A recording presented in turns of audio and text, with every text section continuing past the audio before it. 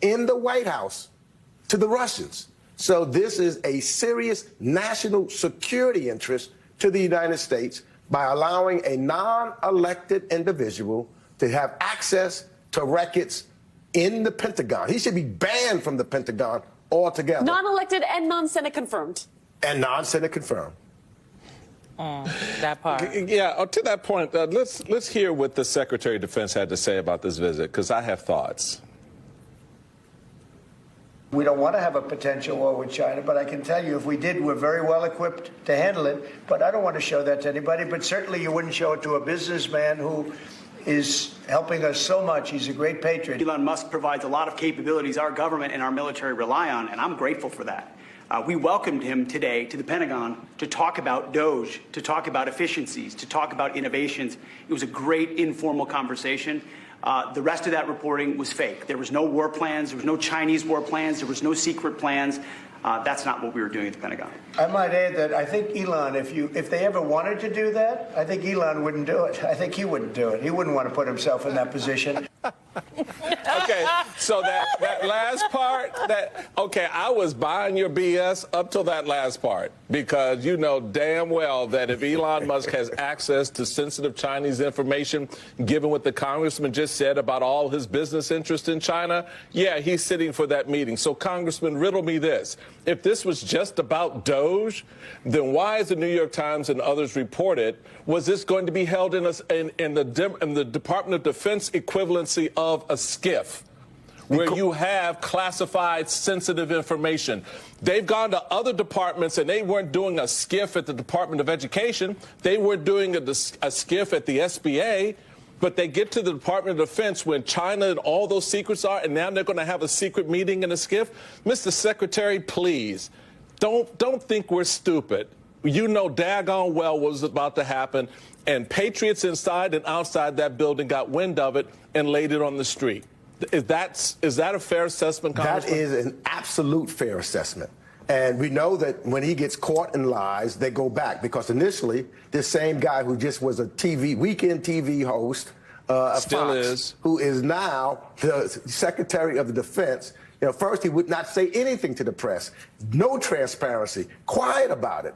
And when they got caught, now they're trying to run it back. Similarly, as the president trying to run it back, whether it was his signature on the bill with reference to trying to deport individuals. First, then he went back and said, I didn't sign it. Then they realized he has to say now, they came back with a White House statement, he did sign it. They lie. And that is something that is emblematic, and that continues to happen from this guy who is now the President of the United States. And it's very worrisome, because it is a national security risk that is presented to all. When you look at some of these other agencies that we work in, I know the American people, we got to get into it, but what really USAID does, and what the U.S. Agency for Global Media, how significant and important that is, and what the U.S. Institute for Peace does, and you see how they went in for the U.S. Institute for Peace in a Gestapo-like way, just walking into these. So there is a lot going on that's taking place now, and to me, history hasn't seen anything like this, quite like this, since the 1930s. And that's something that's very concerning to me. And you're seeing a pushback.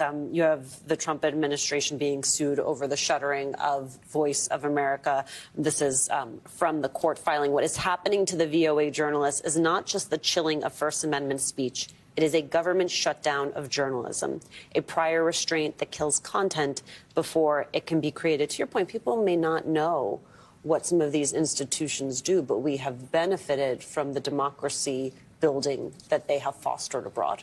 And when you shut them down, what you're doing then is open the opportunities for Russia and China.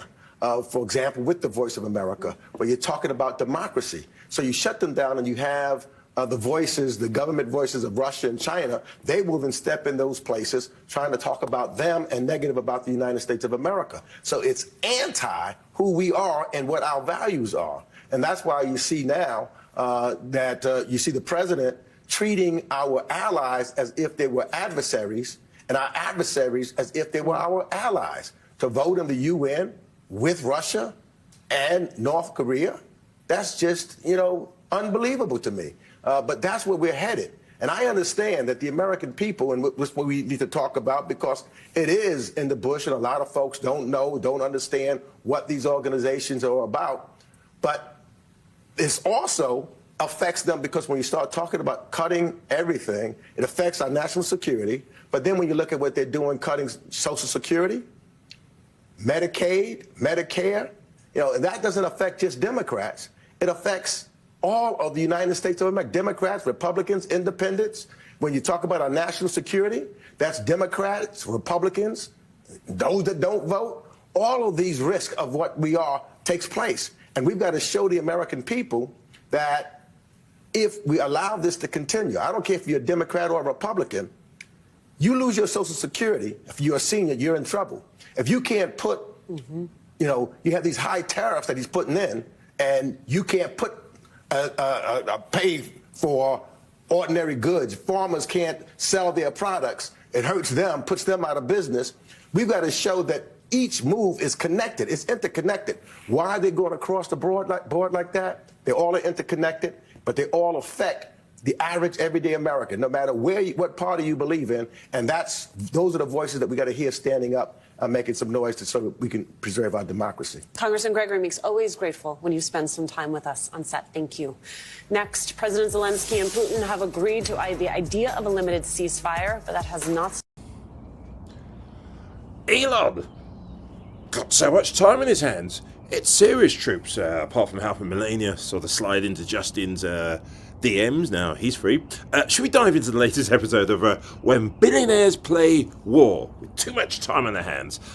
Today, Elon Musk gets a crash course in war games 101 from the Pentagon. That's not a joke, it's actually serious. The man who could barely keep a car on the road without autopilot is now being briefed on US war plans for China. I mean, who better to strategize over nuclear chess than the guy who sold, and this is true, flamethrowers on the internet? It's Friday, yeah. Oh dear, oh dear, oh dear. But here's the kicker. While Elon is busy playing Risk on the World map, back at the home front, he's got a few side quests lined up thanks to having so much time on his hand and being buddies with his VP Trump. First off, I think he's going to help Marco Rubio find his spine. I hear that's been missing since the last vote on climate change. Maybe it's hiding in one of those Tesla cyber trucks. And let's not forget about Miss Christine. While she's out there cosplaying as an army ranger, have you seen her? I suppose Elon will be somewhere tying her shoelaces together as she looks for another puppy to kill. We wouldn't tripping over the truth, would we? Yeah. Does she ever tell the truth, or is it just all Livette gaslighting? Next up, Elon's got all his time in his hand. He can join forces with Pete Hegseth to scrub the history books clean of any mention of black or female army heroes, because why acknowledge diversity when you can just deny it ever existed? Hey Pete, Elon's in to help you do that one. It's a bit crazy, isn't it? For the grand finale, Elon's got so much time in his hands. Swing by Fox News to install an intravenous drip for Judge Janine Weinbach's-Piro. Straight vodka, I think. Should keep the opinions flowing and the facts minimal. Or non-existent. I think that's what they do on the 5. Did you ever see any truth on that? No. Before he clocks out, by the way, Elon's still got a bit of time to jot down 5 gaslighting headlines for Caroline Yvette. Something like, what should we do? Climate change is just Earth going through puberty, endorsed by none other than, drumroll, you guessed it, Elon's Martian rocks. Do I sound a bit sarcastic?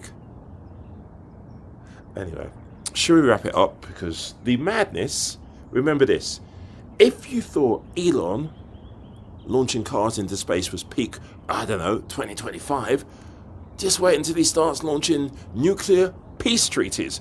Who needs diplomacy when you got a billionaire with a Twitter account People should and not be burning cars of any starship kind? Now the Trump administration is taking this personally. I mean, listen to Donald Trump in the Oval Office saying essentially that this is worse. This is the worst thing that he's heard of since January 6th.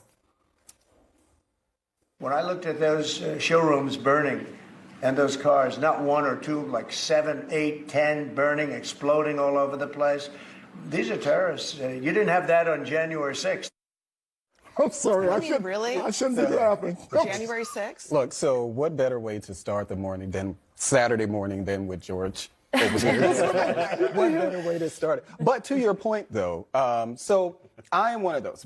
Everybody needs to be able to denounce these type of attacks on Tesla dealerships, the harassment that people who own Teslas, like all of that stuff, it should be condemned. There shouldn't be any wiggle room about that. I am less concerned, though, about Tesla stocks. You know, that's just me. And I know a lot of people are more concerned about that. I'm not. Including the Commerce Secretary. Including the Commerce Secretary. But I think that, of course, this is Donald Trump's guy. So now everybody, many Republicans and conservatives who weren't exactly EV friendly are now EV friendly. Yeah. But I did want to say, to just piggyback off of what Alyssa was saying, is that, and I've also said that Elon Musk would be a problem, not just for Donald Trump, though, but for the Republican Party. And I think that we're seeing this now. And this isn't the first set of polls that have shown that Elon Musk's popularity is going down. But I was looking at, Fox News did a poll today of the top 5 administration proposals. None of them are about efficiency when it comes to Doge. Yeah. So even with Fox News. And in that same Fox poll this week, they asked, how concerned are you that not enough thought and planning has gone into government spending cuts? 65% say they are concerned. Americans don't want bloated government. They actually don't mind cuts. But they don't think that these are being done in a way that is coherent and rational. This could have been the biggest win for the Trump administration because nobody likes the size of government and government inefficiency. But, Donald Trump's great gift is empathy. He is able to somehow tap in emotionally to his supporters. And Elon Musk has said that empathy is a bug in civilization, and we shouldn't have it. I mean, this is the least empathetic, compassionate, he's not quite a public official, but public person who's been in government that I can remember. And, since I don't support a lot of the policies that he's actually pushing forward, I'm delighted. This is exactly the wrong face of government reform. And can I just say just quickly, just because Alyssa, you talked about he won't be around long. I just want to remind everybody, as a special government employee, he has 130 days to serve within a calendar year. I've said many times before, I think that after the 130 days, Elon Musk will be gone. It is a convenient out, right? We know that Trump doesn't care a lot about the niceties of the law. He could just go over it if he wants, but I agree, this is a perfect way for him to get out of it. Musk has also forced Trump into some boxes. He started talking about impeaching the judges, forcing the Chief Justice to put out a statement saying, this is not how you disagree with something that happens in the courts. He, this week, reportedly was supposed to get a briefing at the Pentagon Department about China. Trump then had to say that it would be inappropriate for him to do that, and perhaps they scrapped the plans. So there are a lot of ways that Musk is inserting himself in the Trump administration, trying to throw his weight around. And then Trump has to clean up. Yeah, he's gotten over his skis. And listen, Donald Trump is somebody with main character energy. He does not want someone else who's overstepping him, who's trying to outshine him, who's trying to step into the role that he has. And I worked at the Pentagon in the first Trump administration. The notion that a special government employee, never mind his, defense contracts, would be briefed on war plans to China. These are the most sensitive plans. We have them, but you wouldn't even publicly acknowledge that we have plans in case something were to happen with China. That is ridiculous. And I think how quickly the Trump White House, they called Hegseth in, they pushed back on it, shows that they recognize that was a massive overstep. Whether it took place or not, I don't know, but I will say that Eric Schmidt was on that byline, the most plugged-in Pentagon reporter at the New York Times, who definitely was getting that from somewhere senior. Yeah. George, you think that this is fair game for the butt of jokes from Democrats? I mean, we saw that with the late-night hosts and Tim Walz, the former VP nominee for the Democrats. They're joking about the downfall of Tesla and that stock and Elon. I'm sorry, I'm laughing already. Of course it's a joke. I'm losing money in Tesla, by the way. Okay, but I don't care. I mean, honestly, virtually every American, if you are invested in the stock market, you're probably losing. If you have a mutual fund, you're losing money on Tesla. We're now losing $112 billion, which is how much Elon's lost. I'll take that loss. If I can afford to lose $112 billion. I'm doing all right. That's pretty good, right? Yeah. All right. Well, I'm not losing that much, but I'm losing a lot. So Well, we got to get this stock. Probably should still hold on to your stock. Who knows? Stocks go up, they go down. And coming up next for us, MAGA launches a new war on judges and creates a conspiracy. Plus, is the Democratic Party having its Tea Party moment? Why the old guard made